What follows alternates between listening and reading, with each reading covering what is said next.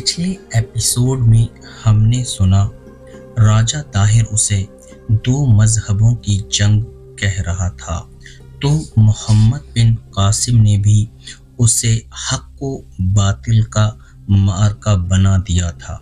उसने हिजाज बिन यूसुफ को इत्तला दे दी थी और हिजाज का इजाज़त नामा भी आ गया था और हिजाज ने उसे लिखा था कि वो कमक और रुसद भेज रहा है। अब आगे एपिसोड नंबर 31।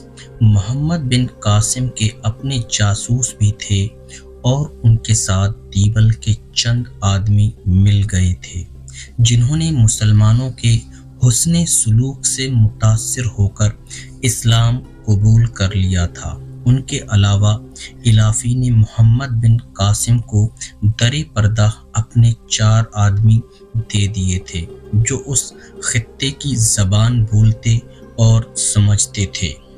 मोहम्मद बिन कासिम ने उन्हें आगे भेज रखा था और कुछ जासूस नैरून के अंदर भी थे।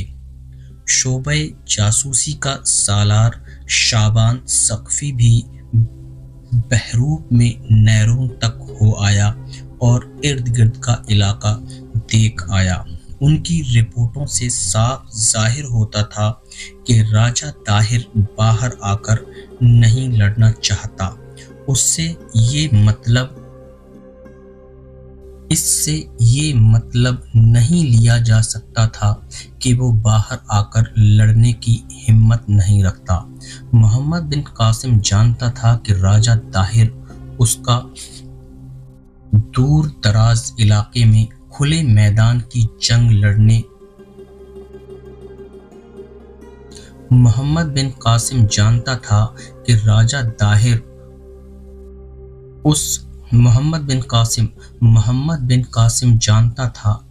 ताहिर उस दूर दराज इलाके में खुले मैदान की जंग लड़ेगा जहां तक पहुंचते मोहम्मद बिन कासिम की फौज पेशकदमी और मुहासिरों की थकी हुई होगी और शहीदों और जख्मियों की वजह से उसकी नफरी भी कम हो चुकी होगी और ये फौज दीवल की बंदरगाह से बहुत दूर होगी। इस तरह सिंध की फौज ने मोहम्मद बिन कासिम की फौज के रुस्त और कमक के रास्ते काट दिए थे। मोहम्मद बिन कासिम ने अपने सालारों को दुश्मन की इस नीयत से आगाह कर दिया। आप तजुर्बेकार हैं, उसने सालारों से कहा। रुस्त और कमक को रवां और महफूज रखने की एक ही सूरत है कि हम सिंध के राजा के दारुल हुकूमत अरवर तक कुछ किले फतह कर लें, कुछ बस्तियां ले लें और उनमें अपनी थोड़ी नफरी छोड़ते जाएं जो गश्त के जरिए रुस्त और कमक की आमदो रफ्त को महफूज रखे।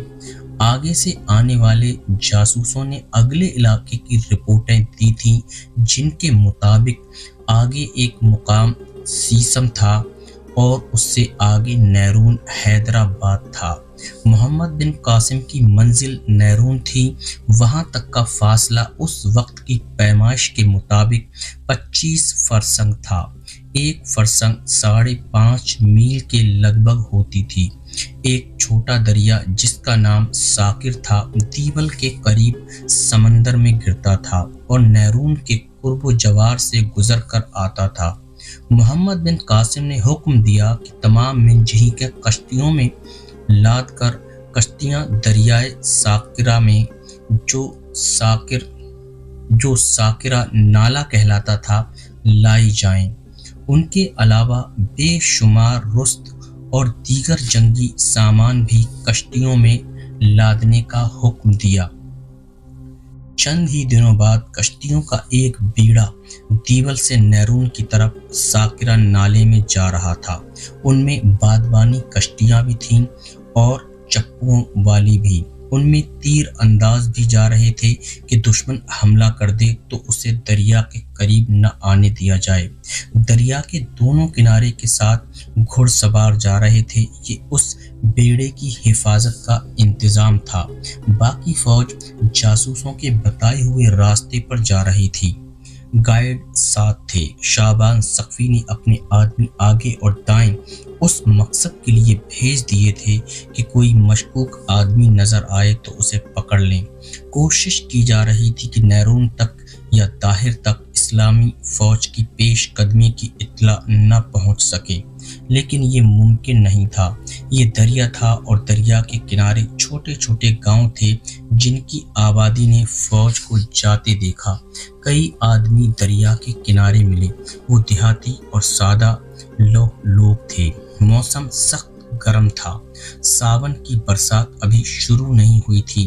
یہ عرب کی فوج تھی جو عرب کی گرمی کی عادی تھی، اور ریگستان بھی ان کے لیے نیا اور تکلیف دہ نہیں تھا، لیکن سندھ کی گرمی کچھ اور قسم کی تھی۔ کشتیاں سیسم کے مقام پر پہنچ گئیں، کچھ وقفے سے فوج بھی پہنچ گئی۔ محمد بن قاسم نے وہاں پڑاؤ کا حکم دیا۔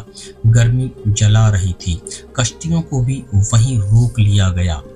رات کے وقت بصرہ سے ایک قاصد آیا، وہ خشکی کے راستے آیا تھا۔ پہلے دیبل گیا، وہاں سے اس راستے پر چل پڑا جس راستے پر فوج جا رہی تھی۔ آخر سیسم کے مقام پر محمد بن قاسم تک پہنچا۔ وہ حجاج بن یوسف کا پیغام لایا تھا۔ حجاج نے لکھا تھا، بسم اللہ الرحمن الرحیم، حجاج بن یوسف کی طرف سے سالار محمد بن قاسم کے نام۔ ہمارے دلی ارادوں کا اور ہماری ہمت کا تقاضا یہ ہے کہ تمہیں ہر حال میں فتح و نصرت حاصل ہو، اور انشاءاللہ تم فتح یاب ہو کر واپس آؤ گے، اور اللہ تبارک و تعالیٰ کے فضل و کرم سے ہمارے دین کا دشمن اس دنیا میں سزا پائے گا اور عاقبت کے عذاب میں ہمیشہ پڑا رہے گا۔ ایسا خیال کبھی دل میں نہ لانا کہ دشمن کے ہاتھی، گھوڑے، زر و جواہرات اور اس کا تمام مال و اسباب تمہاری ملکیت میں آ جائے گا۔ اس کی بجائے کیا یہ بہترین نہیں کہ تم اپنے رفیقوں اور تمام مجاہدین کے ساتھ پرمسرت زندگی بسر کرو؟ لالچ نہیں رکھو گے تو تمہاری زندگی پر مسرت ہوگی۔ تمہارا اصول یہ ہو کہ ہر کسی کی تعظیم و تکریم کرو اور چھوٹے بڑے کے ساتھ حسن سلوک سے پیش آؤ۔ دشمن کے ملک پر فتح پا کر بھی اس ملک کے لوگوں کو یہ یقین دلاؤ کہ یہ ملک تمہارا ہے۔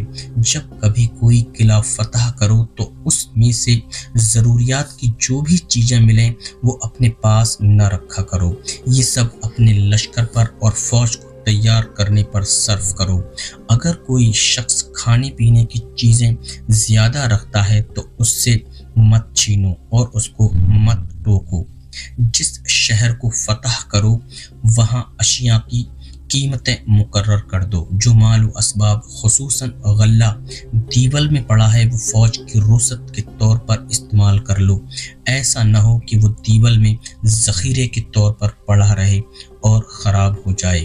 جو شہر یا خطہ فتح کر لو سب سے پہلے اس کا قلعہ مضبوط کرو، اور پھر دیکھو کہ وہاں کے لوگ بغیر خوف و ہراس کے مطمئن زندگی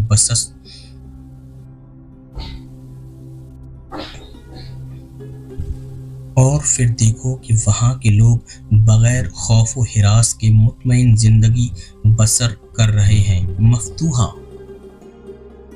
علاقے کے لوگوں کی دلجوئی کرو اور پوری کوشش کرو کہ وہاں کے کسان، دیگر پیشہ ور لوگ اور تاجر آسودہ حال ہوں اور وہاں کی کھیتیاں ویران نہ ہو جائیں۔ اللہ تمہارے ساتھ ہے۔ 20 رجب 93 ہجری 712 عیسوی۔ حجاج بن یوسف کے اس خط نے محمد بن قاسم کے حوصلے کو تازگی بخشی۔ اس نے اپنے سالاروں اور کمانداروں کو بلا کر یہ خط پڑھ کر سنایا اور کہا کہ یہ تمام لشکر کو سنایا جائے۔ 1-2 روز قیام کر کے محمد بن قاسم نیرون کی طرف روانہ ہوا۔ کشتیاں چل پڑیں۔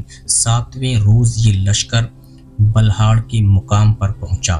یہاں پانی کا مسئلہ پیدا ہو گیا۔ دریا جس میں کشتیاں جا رہی تھیں بہت پرے ہو گیا تھا اور فوج کا راستہ خاصا دور چلا گیا تھا۔ पानी की किल्लत पैदा हो गई। घोड़े प्यास से बेचैन होते और हिनहिनाते थे। लश्कर की हालत भी दीगर गुम होने लगी। एक दो रोज में पानी के जखीरे का आखिरी कतरा भी खत्म हो गया। सूरत ऐसी पैदा हो गई थी कि कुछ नामुमकिन नजर आने लगा। मोहम्मद बिन कासिम ने दोपहर के वक्त जब जमीन और आसमान जल रहे थे, तमाम लश्कर को इकट्ठा किया और कहा कि नमाज इस्तिस्का अदा की जाएगी। तमाम लश्कर किबला रू होकर सफ आरा हो गया। इमामत के फराइज मोहम्मद बिन कासिम ने अदा किए। तारीखों में लिखा है कि मोहम्मद बिन कासिम ने जब दुआ के लिए हाथ उठाए तो उसने रिक्कत आमेज आवाज में दुआ मांगी। उसकी दुआ के अल्फाज तारीख में महफूज हैं, जो इस तरह हैं: ऐ अपने गुमराह और परेशान हाल बंदों को रास्ता दिखाने वाले, ऐ फरियाद दिलों की फरियाद सुनने वाले, ऐ फरियादियों की फरियाद सुनने वाले, अपनी इन अल्फाज बिस्मिल्लाहिर्रहमानिर्रहीम के सदके हमारी फरियाद सुन ले। तारीख इस्लाम के इस कमसिन सालार पर ऐसी रिक्कत तारी हुई कि उससे आगे उसकी जबान से कोई लफ्ज न निकला। मुजाहिदीन के लश्कर में सिसकियां सुनाई दे रही थीं। मुतअद्दिद मौरिखों ने लिखा है कि उसकी थोड़ी ही देर बाद इस कदर मेह बरसा के रेगजार समंदर की सूरत इख्तियार कर गया। तमाम लश्कर ने पानी जखीरा कर लिया। उससे अगले रोज मोहम्मद बिन कासिम ने नैरून की तरफ कूच का हुक्म दे दिया। लश्कर नैरून से थोड़ी ही दूर गया था कि एक शुतर सवार जो उसी इलाके का मुसाफिर मालूम होता था, सामने से आता नजर आया। वो सीधा लश्कर के उस हिस्से में दाखिल हो गया जिस हिस्से में मोहम्मद बिन कासिम घोड़े पर सवार चला जा रहा था। वो मुसलमान जासूस था और नैरून से आया था। क्या खबर लाए हो? मोहम्मद बिन कासिम ने उससे पूछा। सालारे आला, जासूस ने जवाब दिया, नैरून का हाकिम सुंदर शिमनी नैरून से गैर हाजिर है। कहाँ चला गया है? अरवड़, जासूस ने जवाब दिया, राजा दाहिर के बुलावे पर गया है। शहर के लोग क्या कहते हैं? मोहम्मद बिन कासिम ने पूछा। शहर के लोग नहीं लड़ेंगे, जासूस ने जवाब दिया, लेकिन उनके राजा ने नैरून की फौज के हाकिम को बदल डाला है। फौज शहर के लोगों को डराती फिर रही है कि मुसलमान शहर में दाखिल हो गए तो लूट मार करेंगे और बच्चों और खूबसूरत औरतों को अपने कब्जे में ले लेंगे और वो किसी घर में कुछ भी नहीं छोड़ेंगे, गल्ला भी इकट्ठा करके खुद खा लेंगे। इसका मतलब ये हुआ कि फौज मुकाबला करेगी। मोहम्मद बिन कासिम ने कहा। हाँ सालारे आला, जासूस ने जवाब दिया, फौज मुकाबले के लिए तैयार है। मोहम्मद बिन कासिम ने पेश कदमी तेज करके नैरून शहर को मुहासरे में ले लिया और इस तरह के ऐलान शुरू कर दिए कि फौज ने किला हमारे हवाले न किया और हमने किला ले लिया तो किसी फौजी को जिंदा नहीं रहने दिया जाएगा। मौरिख लिखते हैं कि नैरून के हाकिम सुंदर शिमनी की अरवड़ में तलबी एक साजिश थी। राजा ताहिर ने इस इत्तला पर कि मुसलमानों की फौज नैरून की तरफ बढ़ी आ रही है, सुंदर शिमनी को एक जरूरी काम के बहाने अरवड़ बुला लिया। पहले बयान किया जा चुका है कि नैरून के उस हाकिम ने राजा ताहिर को बताए बगैर हिजाज बिन यूसुफ की तरफ अपना वफद भेजकर दोस्ती का मुआहिदा कर लिया था और जुजिये की अदायगी कबूल कर ली थी। हिजाज ने उसे शहरियों के जान माल की हिफाजत की जमानत दी थी। हिजाज बिन यूसुफ ने मोहम्मद बिन कासिम को ये पैगाम भेजा था कि वो जब नैरून पहुंचेगा तो उसे शहर के दरवाजे खुले हुए मिलेंगे, लेकिन मोहम्मद बिन कासिम के लिए शहर के दरवाजे बंद थे। उसके लिए ये फैसला करना मुश्किल हो गया कि मिंजहीकों से शहर पर संगबारी करे या न करे। संगबारी से शहरियों को नुकसान पहुंचने का अंदेशा था। जासूस ने बताया था कि शहरी نہیں لڑنا چاہتے، لیکن فوج ان پر غالب آنے کی کوشش کر رہی ہے۔ اروڑ میں راجہ داہر نے سندر شمنی کو ویسے ہی روک رکھا تھا۔ اسے توقع تھی کہ اس نے نیرون میں اپنی فوج کا جو حاکم سالار بھیجا ہے وہ مسلمانوں کے محاصرے کو کامیاب نہیں ہونے دے گا۔ ایک صبح راجہ طاہر نے سندر شمنی کو بلایا۔ پتہ چلا ہے کہ سندر شمنی کمرے میں نہیں ہے۔ اسے ہر جگہ تلاش کیا گیا لیکن وہ نہ ملا۔ وہ ملتا بھی کہاں، اس وقت وہ اربڑ سے بہت دور پہنچ چکا تھا۔ اس کے گھوڑے کی رفتار خاصی تیز تھی۔ اس کے محافظ بھی اربڑ سے لاپتہ تھے۔ وہ سب اس کے ساتھ نیرون کو جا رہے تھے۔ سندر شمنی کے محافظ دراصل عرب کے مسلمان تھے جنہیں شعبان سقفی نے بھیجا تھا۔ وہ وہاں کی زبان ربانی سے بولنے لگے تھے۔ ہوا یوں تھا کہ آدھی رات کے لگ بھگ محمد بن قاسم کے ایک جاسوس کو محمد قاسم کے کہنے پر اربڑ بھیجا گیا تھا۔ اسے زبانی سندر شمنی کے لیے یہ پیغام دیا گیا تھا کہ نیرون میں جس صورتحال پیدا ہو گئی ہے اس میں ہم کیا کریں۔ جاسوس کو اچھی طرح سمجھا دیا گیا تھا کہ اس نے سندر شمنی کے ساتھ کیا بات کرنی ہے۔ جب یہ جاسوس سندر شمنی کے پاس اربڑ پہنچا اور اسے پیغام دیا تو اس وقت سندر شمنی کو خیال آیا کہ راجہ داہر نے اسے نیرون سے دور رکھنے کے لیے اربڑ میں پابند کر رکھا ہے۔ وہ اسی وقت اٹھا اور نہایت خاموشی سے اپنے محافظوں سے کہا کہ وہ اس طرح اپنے گھوڑوں کو باہر لائیں کہ کسی کو شک نہ ہو۔ کسی کو شک ہوا یا نہیں، انہیں اربڑ سے نکلنا تھا اور کم سے کم وقت میں نیرون پہنچنا تھا۔ وہ جب نیرون پہنچے اس وقت سورج بہت اوپر آ چکا تھا۔ سندر شمنی محاصرے میں سے گزر کر شہر کے ایک دروازے پر آیا۔ محاصرہ ابھی خاموش تھا۔ مسلمان فوج نے کوئی کارروائی شروع نہیں کی تھی۔ کئی دن گزر گئے تھے۔ اپنے حاکم کو دیکھ کر اندر کی فوج نے دروازہ کھول دیا۔ سندر شمنی نے دروازہ بند نہ کرنے دیا۔ اس نے اپنے ایک محافظ کو محمد بن قاسم کی طرف اس پیغام کے ساتھ بھیجا کہ آؤ اور شہر میں داخل ہو جاؤ۔ فتوح البلدان میں لکھا ہے کہ سندر شمنی نے محمد بن قاسم کا شاہانہ استقبال کیا، بیش قیمت تحفے بھی پیش کیے اور مسلمان فوج کو شہر میں داخل کر کے اعلان کیا کہ معاہدے کے مطابق نیرون کے لوگ محمد بن قاسم کے وفادار رہیں گے۔ یہ خطرہ نظر آ رہا تھا کہ نیرون کی فوج مزاحمت کرے گی، لیکن شہر کے لوگوں نے ایسی پرمسرت اور ہنگامہ خیز فضا پیدا کر دی کہ فوج کچھ بھی نہ کر سکی۔ اس فوج کے حاکم نے یہ ضرور سوچ لیا ہوگا کہ اس نے کوئی مزاحمت کی تو مسلمانوں کی فوج اور خود نیرون شہر کے لوگ نیرون کی فوج کے ایک سپاہی کو زندہ نہیں چھوڑیں گے۔